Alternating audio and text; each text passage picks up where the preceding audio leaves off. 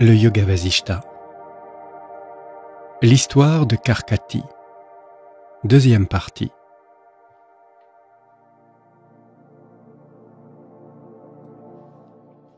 La démone demanda : « Cher roi, qu'est-ce qui est un tout en étant multiple et dans lequel se fondent des millions d'univers ainsi que les ondulations de l'eau dans un océan ? Qu'est-ce qui est pur espace, tout en paraissant ne pas l'être ? Qu'est-ce qui est en moi, en toi, et toi en moi ? Qu'est-ce qui bouge tout en ne bougeant pas, et reste stationnaire tout en ne le demeurant pas ? Qu'est-ce qui est roc, et cependant conscient, et exécute de merveilleux tours de magie dans l'espace vide ? Qu'est-ce qui n'est ni le soleil, ni la lune, ni le feu, et pourtant brille éternellement ? Quel est cet atome qui paraît être loin et se trouve pourtant tout près ? Qu'est-ce qui est de la nature de la conscience tout en étant inconnaissable ? Qu'est-ce qui est toutes les choses et pourtant aucune d'entre elles ? Qu'est-ce qui, tout en étant le soi de tout, se retrouve voilé par l'ignorance pour être regagné après nombre de vies d'efforts intenses et persistants ? Qu'est-ce qui, de la taille d'un atome, contient pourtant une montagne et transforme les trois mondes en un brin d'herbe ? Qu'est-ce qui, aussi infime qu'un atome, est pourtant incommensurable ? Qu'est-ce qui, sans jamais renoncer à sa nature d'atome, paraît plus grand que la plus grande des montagnes ? Quel est cet atome dans lequel l'univers entier repose, ainsi qu'une graine pendant la dissolution cosmique ? Qu'est-ce qui définit la fonction de tous les éléments de l'univers tout en ne faisant rien, et, ainsi que les bijoux sont faits en or, tels les bracelets, de quelle substance sont faits celui qui voit, l'acte de voir, et ce qui est vu ? Qu'est-ce qui voit les révèle la triple manifestation, c'est-à-dire celui qui voit, l'acte de voir et ce qui est vu ? En quoi est établie l'apparente triple division du temps, à savoir le passé, le présent et l'avenir, ainsi que l'arbre l'est dans la graine ? Qu'est-ce qui, tour à tour, se manifeste et disparaît, à la façon dont l'arbre, tour à tour, sort de la graine et sort de l'arbre ? Ô roi, quel est le créateur de cet univers et quelle énergie te fait exister et fonctionner en tant que roi qui protège tes sujets et punit les méchants ? Qu'est-ce qui, quand tu le vois, purifie ta propre vision et fait que tu existes en tant que cela seul qui ignore toute division ? Cher roi, pour te sauver d'une mort certaine, réponds à ces questions. À la lumière de ta sagesse, dissipe en moi ces ténèbres de doute. Il n'est pas sage celui qui, lorsqu'on l'interroge, n'est pas en mesure de trancher à la racine même de l'ignorance et du doute. Si toutefois tu te révèles incapable de déraciner cette ignorance en moi et de répondre à ces questions, tu apaiseras ma faim aujourd'hui même. » Le ministre répondit : « Je vais certainement répondre à tes questions. Toutes tes questions ont trait au soi suprême. Ce soi est plus subtil encore que l'espace, puisqu'il est dénué de nom, qu'il échappe à toute description et que ni le mental ni les sens ne peuvent l'atteindre ou le comprendre. Il est pure conscience. L'univers tout entier existe au sein de la conscience qui est de la nature de l'atome, ainsi qu'un arbre existe au sein de la graine. Mais l'univers, lui, existe en tant que conscience et n'existe pas en tant qu'univers. Cette conscience existe parce que telle est l'expérience de tout un chacun, et qu'elle seule est le soi de toute chose. Puisqu'elle est, tout le reste est. Ce soi est vide comme l'espace, mais il n'est pas néant, puisqu'il est conscience. Il est, et pourtant, parce qu'il ne peut être connu par le mental et les sens, il n'est pas. Étant le soi de toute chose, il n'est connu, en tant qu'objet d'expérience, deux personnes. Il est un, mais, reflété dans les atomes infinis de l'existence, il donne l'impression d'être multiple. Cette apparence est, toutefois, irréelle. Mais le soi n'est pas irréel. Il n'est ni un vide ni un néant, car il est le soi de toute chose, et il est le propre soi de l'homme qui affirme qu'il est, et de celui qui déclare, ou pense, qu'il n'est pas. On peut faire l'expérience de son existence indirectement, à la façon dont la présence du camphre peut être révélée par son odeur. Lui seul est le soi de tout en tant que conscience, et lui seul est la substance qui rend possible l'apparence du monde. Dans cet océan infini de conscience, les tourbillons connus sous le nom des trois mondes surgissent spontanément et naturellement, ainsi que les tourbillons sont engendrés par la nature même de l'eau qui coule. Parce que cette conscience est hors d'atteinte du mental et des sens, elle donne l'impression d'être un vide, mais elle peut être connue par la connaissance du soi, et n'est donc pas un vide. Du fait de l'indivisibilité de la conscience, je suis toi et tu es moi, mais la conscience indivisible elle-même n'est pas plus devenue moi que toi. Quand on a renoncé aux fausses notions de toi et de moi, surgit la conscience qu'il n'y a ni toi, ni moi, ni rien du tout, et qu'elle seule est peut-être toute chose. Étant infini, le soi ne bouge pas, bien qu'il soit mouvant, et pourtant, il est à jamais établi en chaque atome de l'existence. Le soi ne s'en va pas, et il ne vient jamais non plus, car le temps et l'espace tiennent leur signification de la seule conscience. Où le soi peut-il bien s'en aller quand tout ce qui est en son sein? Si l'on déplace un pot d'un endroit à un autre, l'espace du dedans ne se meut pas d'un endroit à un autre. Tout est à jamais dans l'espace. Le ministre poursuivit. Le soi, qui est de la nature de la pure conscience, donne l'impression d'être inerte et insensible quand il est apparemment associé à l'inertie. Dans l'espace infini, cette conscience infinie a fait apparaître des objets infinis. Tout cela, qui donne l'impression d'avoir été fait, relève en fait de l'imaginaire, et rien n'a été fait. Le soi est donc à la fois conscience et inertie, celui qui fait et celui qui ne fait pas. La réalité du feu est ce soi, ou cette conscience. Pourtant, le soi ne brûle pas plus qu'il n'est brûlé, puisqu'il est la réalité de toute chose, et infini. Il est la lumière éternelle qui brille dans le soleil, la lune et le feu, mais indépendamment d'eux. Il brille même quand ceux-ci se sont couchés. Il illumine tout à partir du dedans. Lui seul est l'intelligence qui habite même les arbres, les végétaux et les plantes grimpantes et les conserve. Du point de vue ordinaire, ce soi ou infinie conscience est le créateur, protecteur et chef suprême de tout. Et pourtant, du point de vue absolu, étant le soi de tout, il n'a pas de rôles aussi limités. Il n'existe pas de monde indépendant de cette conscience. Les montagnes, elles aussi, sont donc dans le soi atomique. En lui apparaissent les imaginations d'un moment et des grandes périodes de l'histoire. Et ces âges donnent l'impression d'être des durées réelles, comme les objets vus en rêve donnent, sur le coup, l'impression d'être réels. Un âge entier existe en un clin d'œil, à la façon dont une grande ville tout entière se trouve reflétée dans un petit miroir. Puisque tel est le cas, comment affirmer la réalité de la dualité ou de la non-dualité?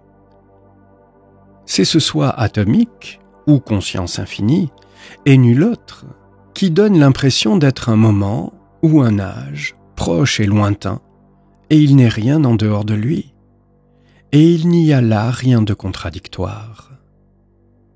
Tant qu'on perçoit le bracelet en tant que bracelet, il n'est pas perçu en tant qu'or. Mais quand on s'aperçoit que bracelet n'est qu'un mot et nullement la réalité, alors l'or apparaît. Semblablement, quand on pense que le monde est réel, on ne voit pas le soi. Mais quand on renonce à pareille supposition, la conscience est réalisée. Je est le tout. Il est donc réel. Tout ce dont on fait l'expérience est irréel. Ce qui paraît être n'est que tour de passe-passe de Maya, laquelle crée une division dans la conscience en subjet et objet. C'est ce postulat de division qui crée la diversité depuis Brahma, le Créateur, jusqu'au plus minuscule insecte. Ainsi qu'en une unique graine les diverses caractéristiques de l'arbre demeurent tout le temps, cette apparente diversité existe tout le temps dans le soi, mais en tant que conscience. Karkati dit « Cher roi, les réponses de ton ministre me ravissent. À présent, j'aimerais entendre les tiennes. » Le roi répondit « Tes questions, noble dame, ont trait à l'éternel Brahman qui est pure existence. Ce Brahman est connu quand cesse la triple modification, connu sous les noms de veille, rêve et profond sommeil, et quand le fatras du mental est débarrassé de tout mouvement de pensée. Le déploiement et le retrait de sa manifestation sont généralement considérés comme la création et la dissolution de l'univers. Ce Brahman est exprimé dans le silence quand le connu prend fin, car il est au-delà de toute expression. Il est le milieu extrêmement subtil entre les deux extrêmes, et ce milieu lui-même a deux aspects. Tous ces univers ne sont que sa projection, un jeu de sa part, mais conscient. En tant que diversité de cet univers, il donne l'impression d'être divisé en lui-même, mais, en vérité, il est indivisé. Quand ce Brahman le souhaite, le vent voit le jour, bien que le vent ne soit que pure conscience. Semblablement, dès qu'il y a une pensée de son, se produit une projection imaginaire de ce qui semble être du son. Mais, étant pure conscience, la réalité est loin de ce qui est pensé en tant que son, et de ce que le son signifie au juste, ou de sa substance. Cet être atomique des plus subtils est tout et rien. Je suis cela, pourtant je ne suis pas. Cela seul est. Par sa toute-puissance, tout cela paraît être. On peut parvenir à ce soi de 1000 manières. Pourtant, quand on l'a atteint, rien n'a été atteint. Il est le soi suprême, et pourtant, il n'est rien. L'homme erre dans cette forêt du samsara, l'histoire qui se répète, jusqu'à ce que pointe cette sagesse capable de dissiper l'ignorance à racine dans laquelle le monde paraît être réel. L'ignorant est attiré par la perception de l'eau du mirage, de la même façon qu'il est attiré par l'apparence du monde. Mais, en vérité, c'est l'infinie conscience qui perçoit l'univers en son sein par le biais de sa propre énergie appelée Maya. Cela qui est vu dedans apparaît également dehors, comme l'hallucination d'un individu fou de désir sexuel. Le soi est extrêmement subtil. De la taille d'un atome, il est de la nature essentielle de la pure conscience, et pourtant il pénètre l'univers tout entier. Par sa propre existence, cet être omniprésent inspire l'apparence du monde à danser sur ses mélodies. Ainsi, cela qui est plus subtil qu'un centième d'épaisseur de cheveux est pourtant plus grand que les plus grands, du fait de son omniprésence. Le roi poursuivit. Seule la lumière de la connaissance du soi illumine toutes les expériences. Elle brille de sa propre clarté. Qu'est la lumière par laquelle on voit si toutes les lumières du monde, à commencer par le soleil, cessent de diffuser? Cette clarté n'est que lumière intérieure. Cette lumière intérieure donne l'impression d'être dehors et d'éclairer tous les objets extérieurs. Les autres sources de lumière ne sont assurément pas différentes des ténèbres de l'ignorance et ne brillent qu'en apparence. Bien qu'il n'y ait pas de différence essentielle entre brouillard et nuage, qui tous deux voilent les objets, on remarque souvent que le brouillard semble émettre de la lumière, tandis que les nuages ont l'air de la cacher. La lumière intérieure de la conscience brille à jamais dedans et dehors, jour et nuit. Mystérieusement, elle éclaire les effets de l'ignorance sans dissiper les ténèbres de l'ignorance. Ainsi que le soleil toujours lumineux révèle sa nature véritable à l'aide du jour et de la nuit, la lumière du soi révèle sa nature réelle en révélant tout à la fois la conscience et l'ignorance. De même qu'une goutte de miel contient toutes les essences subtiles des fleurs, des feuilles et des fruits, l'espace atomique de la conscience comprend toutes les expériences.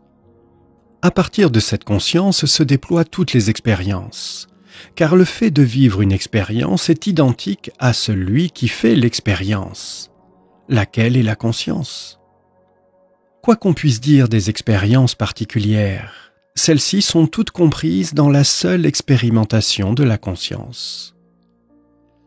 La seule conscience infinie est assurément tout cela, et toutes les mains et tous les yeux lui appartiennent en propre, même si, du fait de sa nature des plus subtiles, elle ne possède ni organes ni membres. En un clin d'œil, cette infinie conscience fait l'expérience d'un âge entier en elle-même, à la façon dont on peut vivre la jeunesse, la vieillesse et même la mort au cours d'un rêve fugace.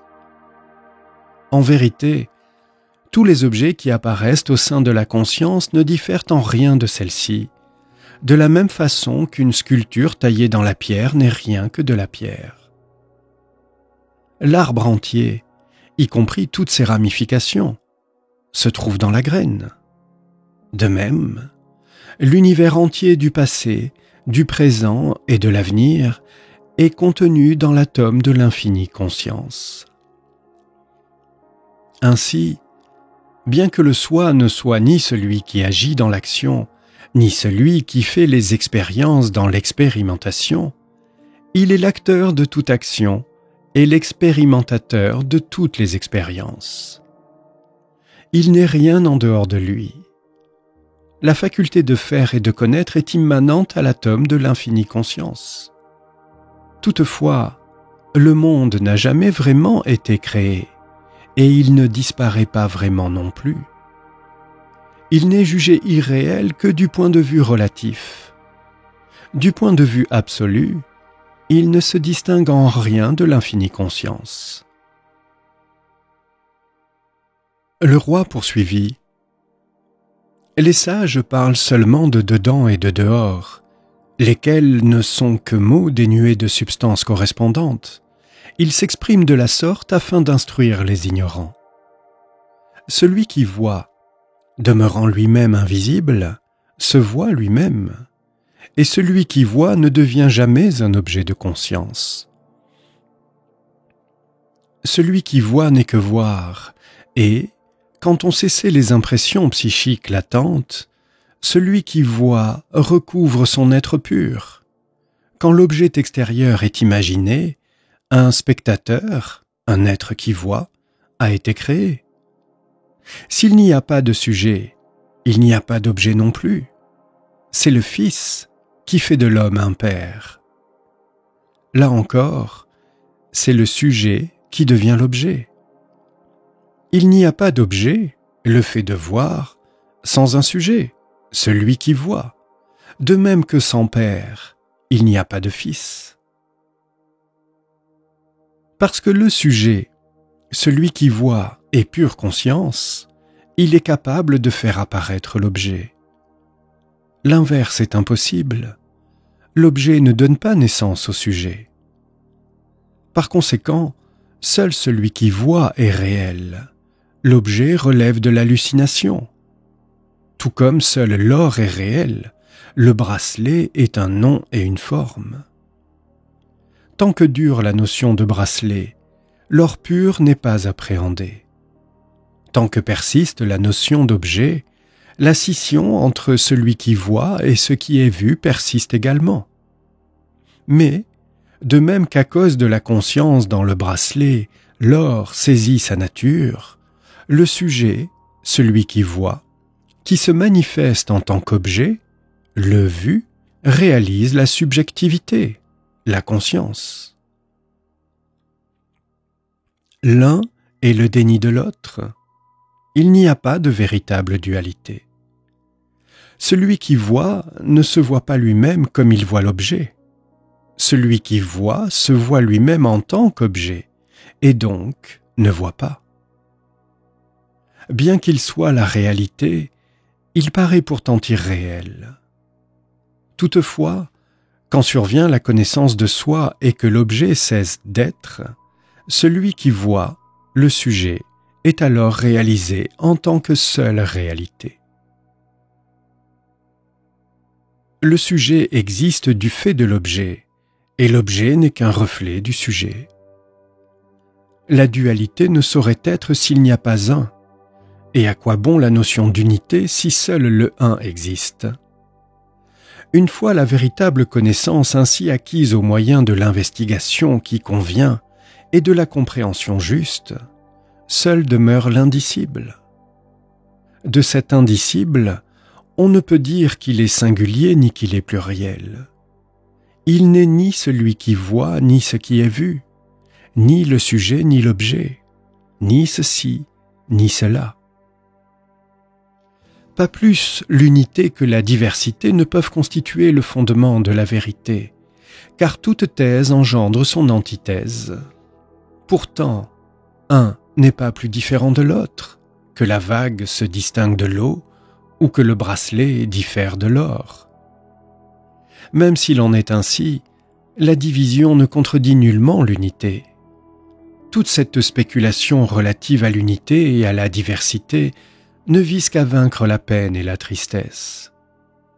Ce qui est au-delà de tout ceci est la vérité, le soi suprême. Vasishta poursuivit.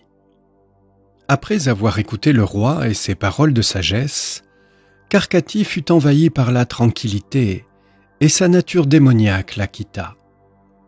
Elle leur dit « Ô vous êtes des sages qui méritez tous deux d'être vénérés et servis par tous. Votre sainte compagnie m'a permis de m'éveiller complètement. Qui jouit de la compagnie d'hommes éclairés ne souffre pas dans ce monde, de même qu'une personne qui tient une bougie à la main ne voit nulle part les ténèbres.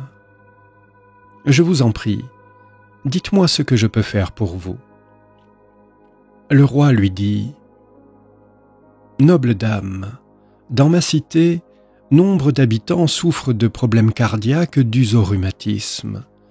Les gens de la campagne subissent aussi une épidémie de choléra. C'est afin d'étudier ces problèmes et d'y remédier que nous sommes sortis du palais ce soir, mon ministre et moi. Voici ce que je vous demande humblement. Ne tuez aucun de mes sujets. » Karkati accéda sur-le-champ à la requête du roi.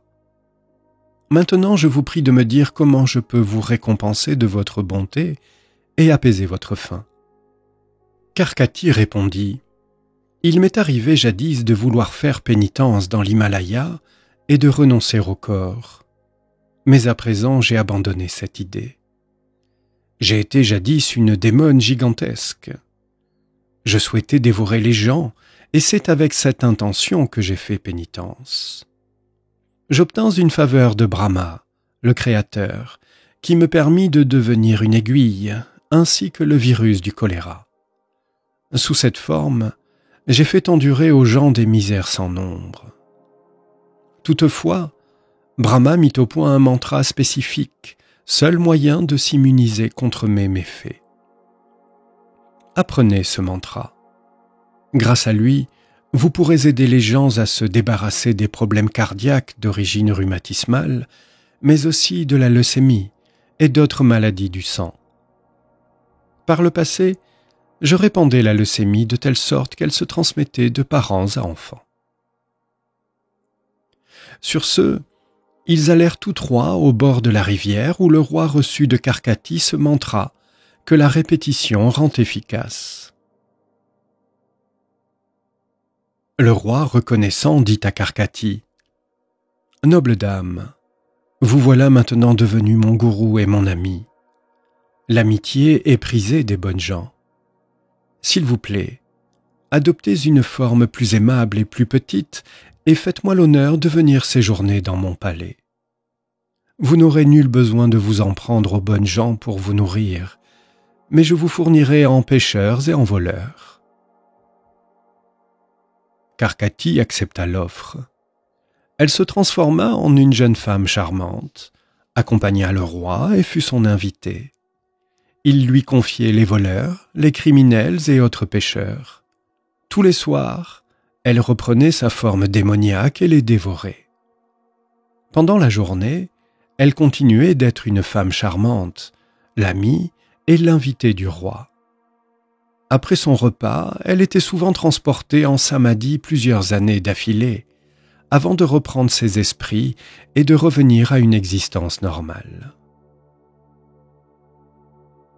Vasishta poursuivit. C'est donc ainsi que Karkati vit à présent, et qu'à l'heure actuelle elle protège tous les descendants du roi. Elle était la fille d'un démon qui ressemblait à un crabe. Il existe des démons de toutes sortes et de toutes les couleurs. Elle appartenait à la race des démons noirs. Je t'ai raconté son histoire parce que ces questions me sont revenues à la mémoire, ainsi que les réponses du roi. En essence, ainsi que les ramifications de l'arbre, avec ses feuilles, ses fleurs, ses fruits, etc., proviennent de la graine dans laquelle ne se trouve pas ce genre de diversification, l'univers de la diversité est un prolongement de l'infinie conscience.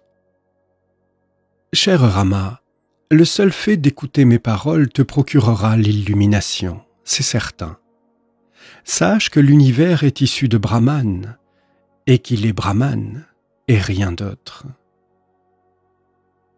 Rama demanda : « Si l'unité est la seule vérité, pourquoi alors disons-nous « par ceci, cela a été atteint » ? Vasishta répondit : « Rama, certaines paroles ont été employées dans les Écritures afin de faciliter la transmission de l'enseignement. La cause et l'effet, le soi et le Seigneur, la différence et la non-différence, la connaissance et l'ignorance, la douleur et le plaisir, tous ces couples ont été conçus pour l'instruction des ignorants. Ces mots n'ont en eux-mêmes aucune réalité. Toute cette discussion et cette argumentation n'ont lieu que dans le cadre de l'ignorance et qu'à cause d'elle. Là où règne la connaissance, il n'y a pas de dualité.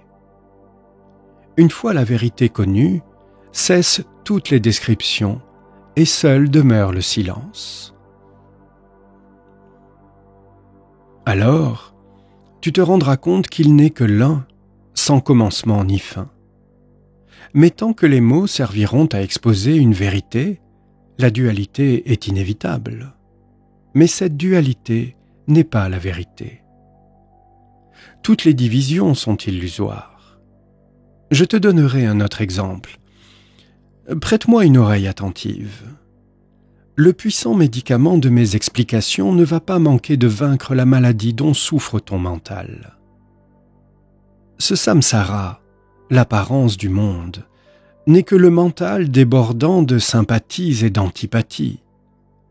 Quand il en est libéré, l'apparence du monde, elle aussi, prend fin. La conscience au sein du mental est la semence de toutes les substances, et l'aspect inerte du mental est la cause de l'apparence illusoire du monde. Du fait de l'omniprésence de la conscience, le mental prend la forme du connaissable et devient ainsi la semence de l'univers. Tel un enfant, le mental imagine l'existence du monde. Une fois le mental illuminé, il fait l'expérience de l'infinie conscience en son sein. Je vais t'expliquer tout de suite l'origine de cette scission sujet-objet. Un jour, j'ai demandé à Brahma, le Créateur, de m'expliquer comment cet univers fut créé au commencement. Et il me fit la réponse suivante. « Mon enfant, ce n'est que le mental qui apparaît en tant que tout cela. Je vais te raconter ce qui m'est arrivé au commencement de cet âge. À la fin de l'âge précédent était tombée la nuit cosmique, et dès que je me réveillai à la fin de cette nuit, j'offris mes prières du matin et regardai autour de moi, souhaitant créer l'univers. Je contemplais le vide indéfini qui n'était ni éclairé ni obscur. Dans mon mental, il y avait l'intention de créer, et dans mon cœur, je me mis à avoir des visions subtiles. Là, dans mon mental et avec celui-ci, je vis plusieurs univers apparemment indépendants. Dans tous ces univers, je vis aussi mes propres sosies, des créateurs. Dans ces univers, je vis toutes sortes d'êtres, ainsi que des montagnes et des fleuves, des océans, les vents, les soleils et des êtres célestes, sans oublier les régions infernales et les démons. Dans tous ces univers, je vis aussi des écritures et des morales qui déterminent le bien et le mal, le ciel et l'enfer, ainsi que les textes établissant le chemin qui mène au plaisir et celui de la libération. Je vis des gens poursuivant tous ces buts différents. Je vis 7 mondes, 7 continents, et aussi des océans et des montagnes, tous et toutes inéluctablement voués à la destruction. Je vis le temps et ses divisions, jusqu'aux jours et aux nuits. Je vis le fleuve sacré de la Ganga reliant les 3 mondes, les régions célestes, l'atmosphère et la terre. Tel un château en Espagne, cette création brillait considérablement avec son ciel, sa terre et ses océans. Devant pareil spectacle, je fus émerveillé et ne sus que penser. Et je me dis, comment se fait-il que je vois toutes ces choses dans le grand vide avec mon mental, alors que je ne les ai pas vues de mes yeux physiques? Je considérai ce problème pendant un temps considérable. Je finis par penser à l'un des soleils de l'un des systèmes solaires et lui demander de venir me voir. Je lui posai la question qui retenait mon attention. Et le soleil répondit « Ô grand être, étant le créateur omnipotent de tout cela, en fait, tu es le Seigneur. C'est le seul mental qui apparaît en tant que toute cette activité créatrice incessante et sans fin, laquelle, du fait de l'ignorance, induit en erreur et incite à penser que ceci est réel ou cela irréel. Seigneur, tu connais sûrement la vérité. Pourtant, puisque tu m'as ordonné de répondre à ta question, voici ce que je dis. Ce que dit le soleil sera raconté dans la prochaine histoire qui s'intitule « L'histoire des fils d'Indu ».